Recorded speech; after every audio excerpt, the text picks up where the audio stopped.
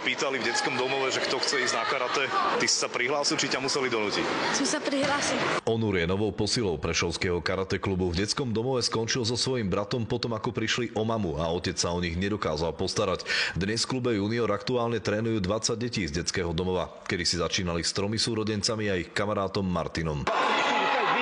Možno 9-10 rokov som mal. Nie len ja, ale aj oni majú 9 rokov viac a pred sebou celý život.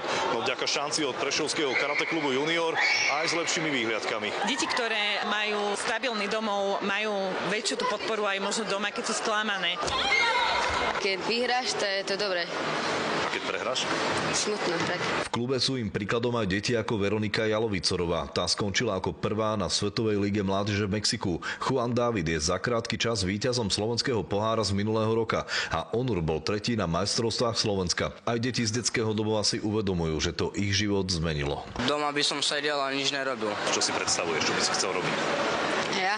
Policajta. Ty by si čo chcel byť? Vojak. Na strednej škole by som chcel ísť na Košicku, na barbiera, odbor. Trenérka v karate, tak s malými deťmi. Sú aj niekedy podceňovaní a veľmi rýchlo ukázali, že nie sú slabými supermi. Čo je veľmi dôležité, aby sa nevytváral nejaký precedens nejakej pozitívnej diskriminácie, lebo to im nepomôže. Dopredu! Rukami, melami. Som vnímal to ako šancu. Naposledy sme boli na Maďarsku a tam som skončil tretí. A keď si vyhral, tak prečo si vyhral? Bol si lepší?